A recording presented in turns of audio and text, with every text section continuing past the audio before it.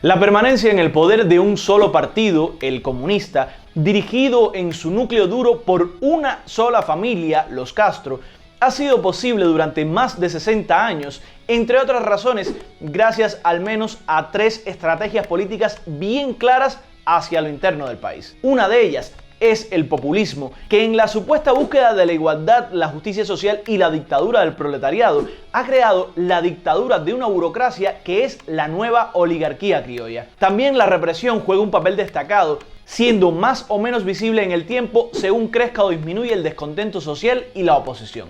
Y por último, en esta corta lista que proponemos, el gatopardismo, que es cambiar para que todo siga igual. Esta última estrategia ha sido fundamental en la política cubana posrevolucionaria para sostener viva la promesa incumplida de un mejor futuro, pero la estrategia solo es posible estableciendo claras líneas rojas a cualquier transformación. La máxima de esta estrategia la dijo Fidel Castro en su concepto de revolución en el año 2000. Revolución es sentido del momento histórico. Es cambiar todo lo que debe ser cambiado. Cambiar lo que deba ser cambiado, como hemos dicho en este otro video, no significaba, 23 años después, cambiar lo que estaba mal por lo que está bien, sino cambiar aquellos puntos imprescindibles que le permitieran a la clase burocrática cubana permanecer en el poder. Por eso Raúl Castro enfatizaba en 2021 sobre los límites a los cambios, hablando en aquel momento específicamente del monopolio del comercio exterior. Hay límites que no podemos rebasar porque las consecuencias serían irreversibles y conducirían a errores estratégicos y la destrucción misma del socialismo y por ende de la soberanía e independencia nacionales. Los cambios de casaca que ha realizado el gobierno del Partido Comunista siempre han sido bien calculados porque aprendieron, sobre todo de la experiencia soviética, dónde están los límites que de rebasarlos les haría perder el control del país como ellos lo necesitan. Son terribles las consecuencias de un error de los que más autoridad tienen, y eso ha pasado más de una vez en los procesos revolucionarios. Son cosas que uno medita, estudia la historia, qué pasó aquí, qué pasó allí, qué pasó allá. Medita lo que ocurre hoy, lo que ocurrirá mañana, hacia dónde conducen los procesos de cada país, por dónde marchará el nuestro, cómo marchará, qué papel jugará Cuba en ese proceso. Lo que se ha llamado Revolución Cubana, que es básicamente el Partido Comunista de Cuba y su estructura de mando y gobierno sobre el país, se busca preservar estableciendo sectores y recursos que son intocables para el conservadurismo cubano.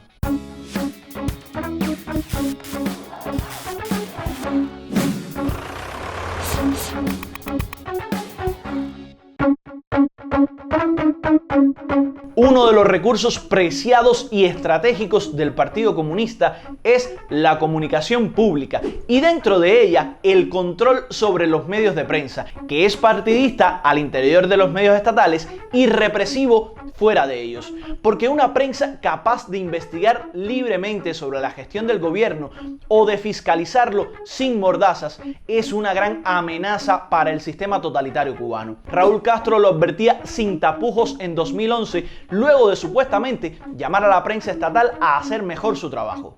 Eso no quiere decir que ahora cada uno agarremos una pluma y empezamos a escribir lo que nos dé la gana, porque el que cometa errores debe pagar por ello, sea el que sea también.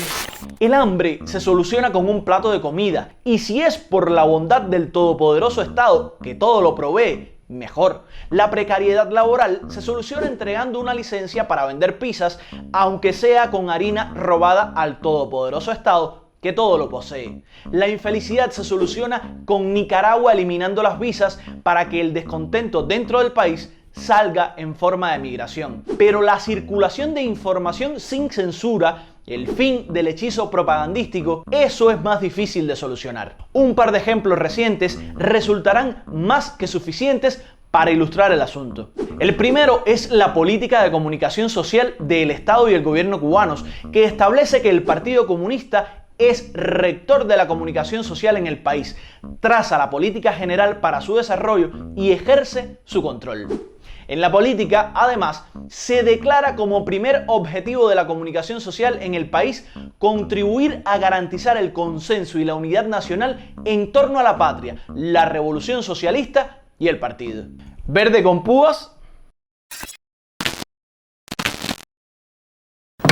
Este mismo objetivo está establecido en la muy debatida Ley de Comunicación Social que el gobierno deberá aprobar antes de terminar la actual legislatura, luego de que conservadores y ultraconservadores no se pusieran de acuerdo sobre una ley que tanto en su primera versión como en la actual no contiene noticias alentadoras para la libertad de expresión y el periodismo independiente del poder. Pero miremos la mejor. A pesar de que la ley no pretende otra cosa que perpetuar el control del Partido Comunista sobre la comunicación y la información, en el anteproyecto de ley de abril de 2022, el sintagma información de interés público aparecía 8 veces y en el artículo 7.2 se explicitaba que la información de interés público o la que con similar carácter reciben las personas a partir de su solicitud ha de ser actualizada, veraz, objetiva, transparente, oportuna, verificada, estructurada y entendible. O sea, dentro de sus limitaciones, la ley hablaba de información de interés público y abría la puerta a que las personas solicitaran dicha información a órganos, organismos o entidades del Estado, los órganos locales del poder popular, las organizaciones políticas de masas y sociales, las instituciones mediáticas, el sector empresarial y demás actores económicos y sociales. Pero pasó el tiempo y pasó un buitre por la ley y en el último proyecto, que es de diciembre de 2022, la información de interés público desapareció del documento. Ni una mención. El concepto interés público aparece una sola vez para decir en el artículo 2.3 que los medios son aquellos que comparten contenidos de interés público. También los entes que debían brindar información se redujeron y de un párrafo con órganos, organizaciones políticas y hasta el sector empresarial, todo quedó en la información que se genere en los órganos del Estado y entidades. Todos los demás a dormir el sueño del silencio.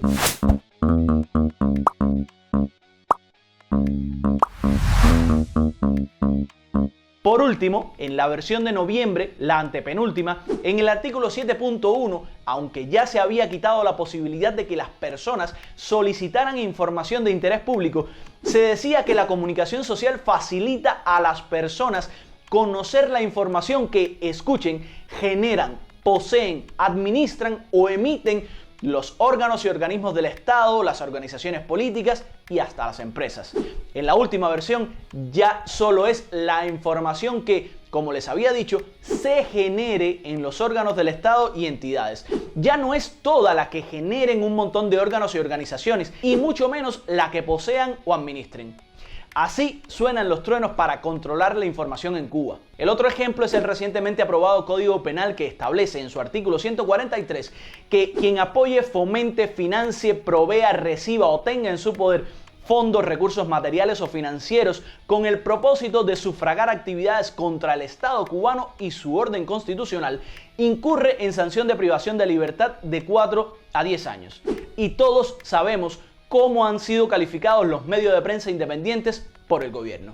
El otro elemento es la agresividad con que los Estados Unidos se han manifestado hacia Cuba, usando las técnicas de guerra no convencional, los laboratorios de intoxicación mediática, toda la campaña de desinformación, mentiras, doble rasero, hipocresía que existe en las redes sociales o en ese mundo virtual que también han construido para favorecerse en su influencia hegemónica.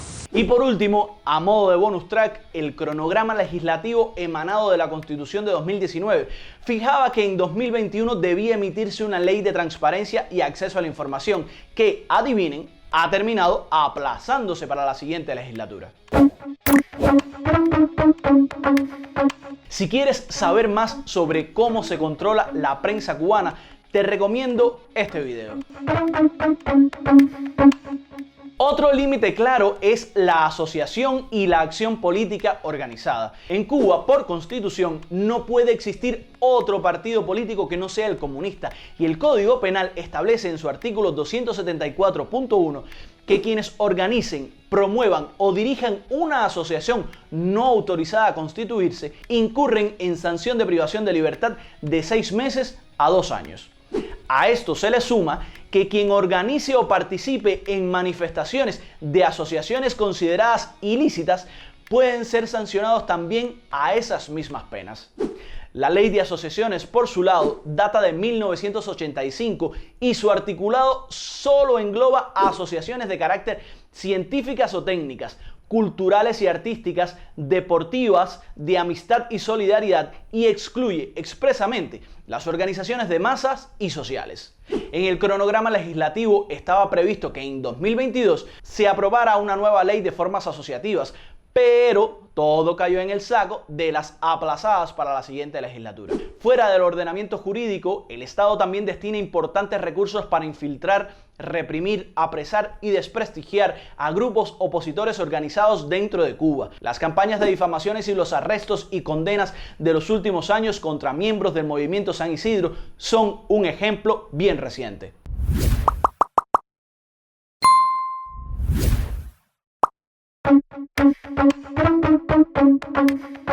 La economía también ha sido otra de las líneas rojas, y a pesar de que se introduzcan cambios estéticos como la autorización de pequeñas y medianas empresas privadas, el grueso de la economía se mantiene en manos estatales y militares, aunque en 2022 480 empresas estatales hayan cerrado con pérdidas.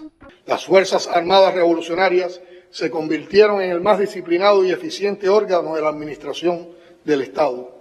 Se desarrollaron experiencias que posteriormente sirvieron al país como el perfeccionamiento empresarial con valiosos conceptos de la administración, la sostenibilidad, la eficiencia y el control, del cual nació el sistema empresarial de la FARC, que ha alcanzado notables resultados que tributan a la economía del país. Potenciar la empresa estatal como actor fundamental de nuestro modelo económico-social socialista. Y eso no es una definición solamente económica, eso más que todo es una definición política, es una defensa de sistema. Estamos concluyendo el año con unas 480 empresas estatales con pérdidas. Aquí hay un grupo de empresas estatales con pérdidas que sabemos que están con pérdidas por propias decisiones que hemos adoptado nosotros. La escasa liberalización llega con estratégicos frenos, ambigüedades y discrecionalidades, porque el sistema necesita que los privados vivan en la inseguridad y el miedo a perder lo poco que tienen, a que tengan estabilidad, prosperidad y control económico. Entre las liberalizaciones limitadas está el decisivo comercio exterior. Otros, esperando hacer estallar el principio socialista del monopolio del Estado sobre el comercio exterior, vienen reclamando que se autorice la importación comercial privada en el ánimo de establecer un sistema no estatal de comercio interior. Son estas cuestiones que no pueden prestarse a la confusión y mucho menos a la ingenuidad por parte de los cuadros de dirección y los militantes del partido. Otro de los principales límites es el sistema electoral, controlado por leyes y todo tipo de acciones represivas contra quienes intenten postularse fuera de los cauces del sistema. En 2017, el entonces primer vicepresidente Miguel Díaz-Canel aseguraba que quienes ellos consideraban como contrarrevolucionarios tenían vetada la posibilidad de acceder a los únicos puestos electivos del sistema cubano, los delegados de las asambleas municipales. 6 proyectos que están orientados a las elecciones del 2018, que buscan postular gente contrarrevolucionaria como candidato a delegados del Poder Popular para que puedan salir delegados. Si salen delegados, llegan a la Asamblea Municipal y pueden llegar a la Asamblea Provincial y pueden llegar a la Asamblea Nacional. Y sería una manera de legitimar dentro de nuestra sociedad civil a la contrarrevolución. Y ahora estamos en dando todos los pasos para desacreditar eso, para que la gente tenga la percepción de riesgo, para que la gente las conozca. En estos momentos, en el último corte que yo hice, teníamos registrado alrededor de 43 personas en todo el país que pretendían, contrarrevolucionarios que pretendían ser postulados en el proceso de elecciones del 2018 que empieza ahora este año. O sea que en esta batalla que ya le estamos echando, en el segundo semestre del año estamos metidos en todo este proceso. Como lo oyen, hacer oposición dentro de las estructuras políticas legales está prohibido en Cuba. En el nivel nacional, el juego es más fácil porque el sistema está diseñado para que comisiones de candidaturas controladas por el partido sean las que designen los integrantes del Parlamento en una mascarada que propone 470 candidatos para 470 escaños parlamentarios. Lo explico rápido. Primero, los parlamentarios cubanos no son profesionales, por lo que su labor legislativa se limita a reunirse un par de veces al año por 2 o 3 días para ser informados y aparentar discusiones sobre leyes que otros hacen, porque en 9 legislaturas nunca una ley o siquiera proyecto de ley ha salido como propuesta de un diputado. Y segundo, en el Parlamento todo se vota por unanimidad. Que demuestre levantando la mano. En contra. Abstención. Aprobado. Me parece que fue por unanimidad, ¿no? Alguien no levantó la mano.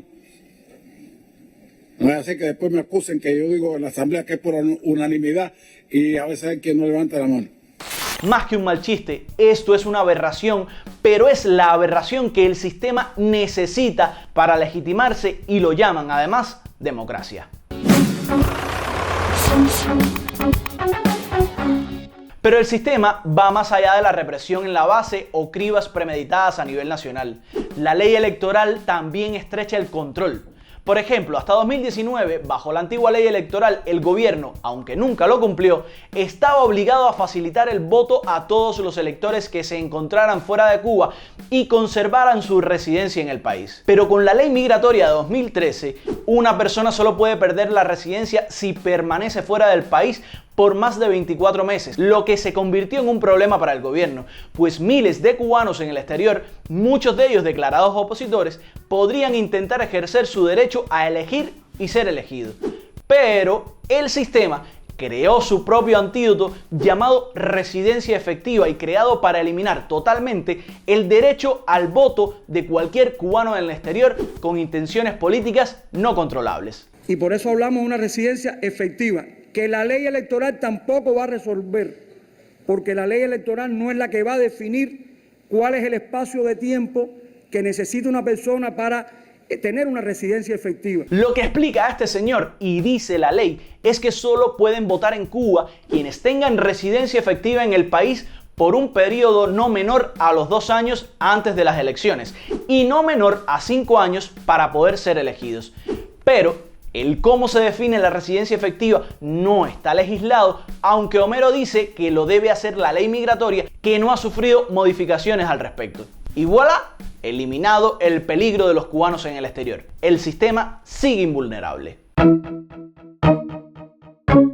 También la abogacía y la impartición de justicia es un ámbito que el poder comunista ha mantenido a raya. Por ejemplo, los abogados cubanos solo pueden ejercer bajo una única forma asociativa y empresarial, que son los bufetes colectivos, prohibiendo de facto la creación de bufetes independientes que se escapen del control del partido. Los tribunales también funcionan con disciplina y subordinación partidista, y así lo afirmaba el presidente del Tribunal Supremo Popular. Nosotros somos los tribunales, los jueces, en el caso, no somos los jueces del enemigo, ni los jueces que están para poner mal la cosa, no, nosotros somos los jueces de la revolución.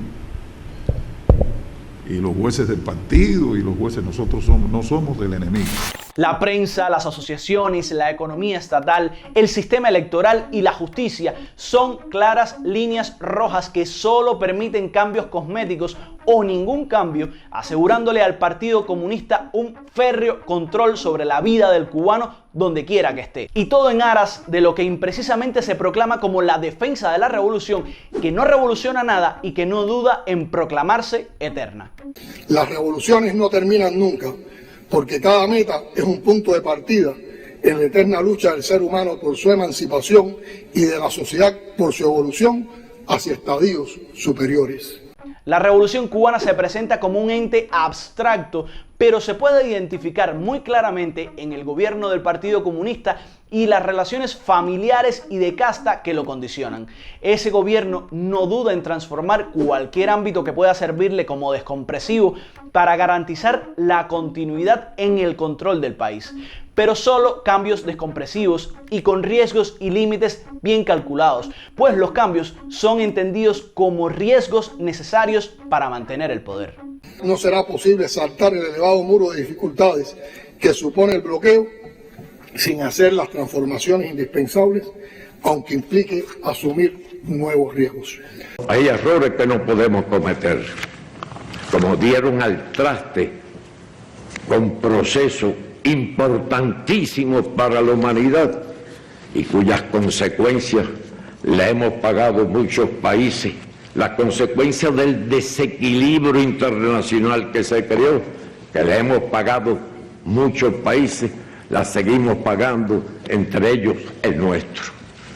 ¿Se me entiende bien? Se entiende que un régimen de terror y represivo como el soviético, impuesto también a sus estados satélites, sea una terrible pérdida para Raúl Castro.